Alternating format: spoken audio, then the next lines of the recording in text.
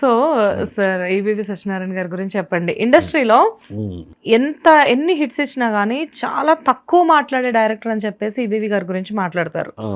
అంత comedy timing ఉంటుంది movies లో, వెటకారాలు ఉంటాయి, గోదావరి వెటకారాలు మొత్తం ఆయన సినిమా చూస్తే బయటపడిపోతాయి.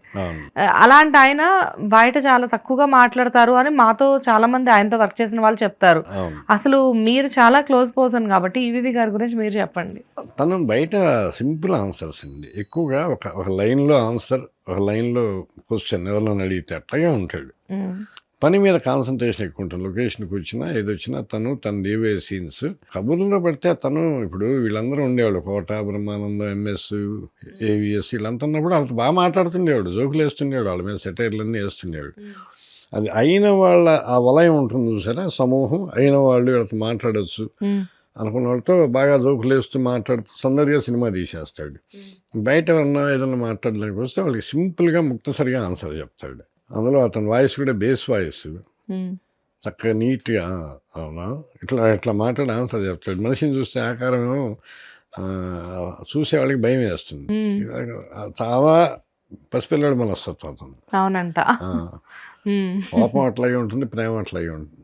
ఊరికి ఆకారమే. నేను ఎన్ని సినిమాలు సార్ ఈవీవి గారితో? నేను దాదాపు 18 సినిమాలు చేశాను. ఓకే, అందులో మీ ఫేవరెట్ ఏంటి? నా ఫేవరెట్ అలీబాబా. అలీబాబా అదే కదా మీ ఫస్ట్ సినిమా ఆయనతోటి? అలీబాబా అరడజన్ దొంగలు భలే సినిమా, భలే కామెడీగా ఉంటుంది. దాని తర్వాత ఆవిడే మావిడే ఒకటి. ఆయనతో చేసిన ప్రతి సినిమా బాగానే ఉంటుంది. రాఘవేంద్రరావు గారితో ఎన్ని మూవీస్ సార్ అప్రాక్సిమేట్ గా? నేను 3 సినిమాలండి. ఒంటరి పోరాటం, అగ్ని, రాజసింహం. ఓకే, సో రాఘవేంద్రరావు గారితో 3 సినిమాలు అండ్ ఈవీవి గారితో దగ్గర 18 సినిమాలు. సో అందులో ఆవిడే కానివ్వండి, భలే అన్ని డైలాగ్స్ ఎలా రాసేవాళ్ళ డైలాగ్స్ లైక్ అంటే? అతను ఈవీ గారు ఏంటంటే కామెడీ విషయం బాగుంటుందండి. పంచ్ వేస్తే వెంటనే రెస్పాన్స్ ఉంటుంది. తను కూడా బాగా నవ్వటం కూడా సింపుల్గా నవ్వుతాడు.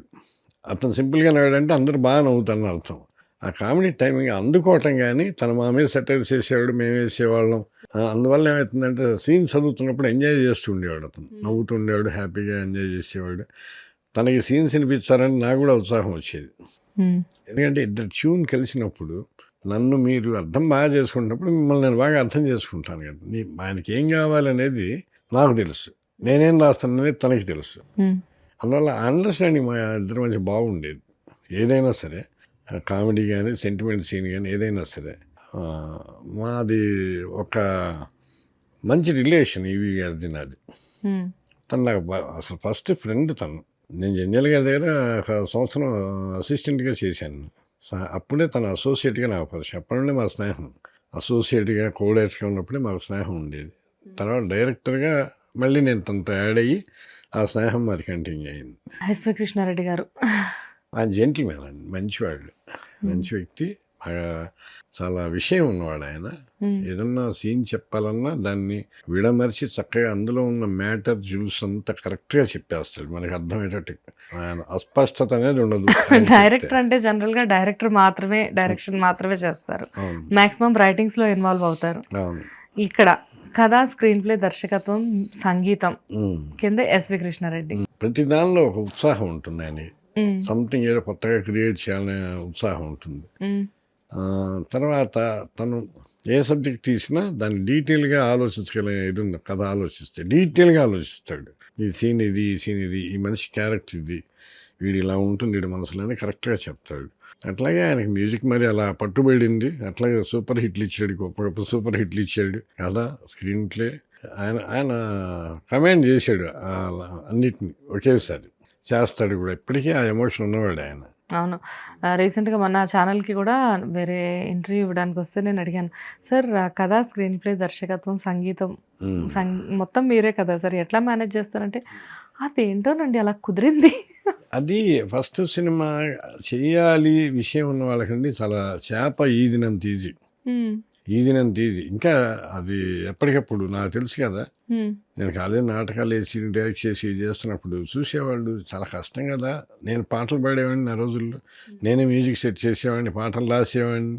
అన్నీ ఎలా చేస్తున్నాడు, అన్నీ నువ్వు ఎలా చేస్తున్నావు అంటే అదొక ఆనందం అది చేస్తుంటే, మ్మ్. ఒక ఆనందం అది లోపల, కష్టం కాదు. అదే కదా, ఒక సినిమాకి వర్క్ చేయాలి, పాటలు ఒకరు రాయాలి, మాటలు ఒకరు రాయాలి, మ్యూజిక్ ఒకరు చేయాలి, ఇలాంటివన్నీ ఉండేవి. అప్పుడు అసలు ఆయన ఆ సినిమాలు మళ్ళీ ఎలా ఉండేవి, ఫ్యామిలీ మొత్తం కూడా చక్కగా వెళ్ళి పిల్లలతో పాటు థియేటర్లో కూర్చొని చూసే విధంగా ఉండేవి ఆయన సినిమాలన్నీ కూడా. అదే ఆయన సినిమాల్లో మీరు ఎన్నిసార్లు దగ్గర మీరు ఎన్ని ఇచ్చారు? నేను 4 సినిమాలు రాశాను. ఎగిరే పౌరమో మీరే? అవునండి. మనసులో మాట ఒకటి. మనసులో మాట, ఓకే, మంచి సాంగ్స్ ఉంటాయి అందులో. అండ్ ఇటు వస్తే మళ్ళీ శుభాకాంక్షలు కూడా మీరే కదా సార్? అవునండి, అది భీమనేని శ్రీనివాస్. భీమనేని శ్రీనివాస్ గారు అతని మంచి అంతా వేరే అదంతా. అవునవును, అదే భీమనేని శ్రీనివాస్ గారు, పోకూరు బాబురావు గారు, అండ్ ఇటు వీళ్ళందరూ అంటే ఆల్మోస్ట్ మొన్నటి దాకా వచ్చిన డైరెక్టర్స్ అందరితో కూడా మీరు వర్క్ చేస్తున్నారు. సో అన్ని కూడా ఆల్మోస్ట్ మీ సినిమాలు అన్ని కూడా మాక్సిమం హిట్సే ఉన్నాయి, అన్ని మీ డైలాగ్స్ అంతా కూడా మంచి హిట్స్. అప్పుడు డైలాగ్స్ అన్ని కూడా అప్పుడు మీరు రాసిన డైలాగ్స్ అన్ని కూడా ఇప్పుడు సోషల్ మీడియా చాలా ఎక్కువ యాక్టివ్ అయిన తర్వాత ఇప్పుడు ఇన్స్టాగ్రామ్ లో ఆ డైలాగ్స్ అంతా ట్రెండ్ అవుతున్నాయి. ఎప్పుడైనా మీకు ఎవరైనా మీ డైలాగ్స్ చూస్తుంటారా ఎప్పుడైనా ఇన్స్టాగ్రామ్ లో? పోస్ట్ పెడతారండి వాట్సాప్ లో. ఆ మధ్య సినిమాలో డైలాగులన్నీ నేను రాసినవి ఉన్నాయంట, కామెడీ డైలాగులు. ఓకే సార్ మీ డైలాగులే ఉన్నాయి సార్ వరుసగా, మీవే తిప్పి రాశారు ఆ సినిమాలో. ఆయన అది తెలిసి రాశారు, తెలియక రాశారు, లేకపోతే వాళ్ళ ఒరిజినల్గా రాశారు, మనకు తెలియదు కదా. అంటే ఇన్స్పైర్ రాయొచ్చేమో. ఆ సినిమాలో దాదాపు మీ పనిచేసేయండి అన్ని ఏరేరి పెట్టినట్టున్నారు అందులో. మా శిష్యుడే నాగరాజు అని అతను ఫోన్ చేసి మెసేజ్ ఇచ్చాడు నాకు. ఆ మెసేజ్లో చెప్పాడు, మంచిదే కదా వాళ్ళకి ఉపయోగపడితే. ఇప్పుడు నేనున్న శ్రీశ్రీ గారు ఒక మాట చెప్పాడు, నేను ఇప్పుడు రాసింది రేపు ఎవడో ఇదే రాస్తాడు, నేను ఇప్పుడు రాసింది ఎవడో ఎప్పుడో రాసే ఉంటాడు. మనం ఎవడో రాసింది ఆల్మోస్ట్ ఎవరో రాసి ఉండొచ్చు ఈరోజు మనం రాసింది, ఈరోజు మనం రాసింది ఎవరో రాయొచ్చు. సేమ్ ఎక్స్పీరియన్స్, ఒకే ఎక్స్పీరియన్స్ ముగ్గురికి రావచ్చు కదా. అట్లాగా వాళ్ళ అనుభవం ప్రకారం వాళ్ళు రాశారేమో, చూసే రాశారేమో. ఆయనండి ఇప్పుడు మనం ఎందుకు మాట్లాడాలి, మళ్ళీ కాపీ కొట్టారండి, మంచిదేగా. నైస్ కదా. అంటే ఇలా పాజిటివ్గా ఆలోచించే వాళ్ళు కూడా చాలా అరుదు సార్.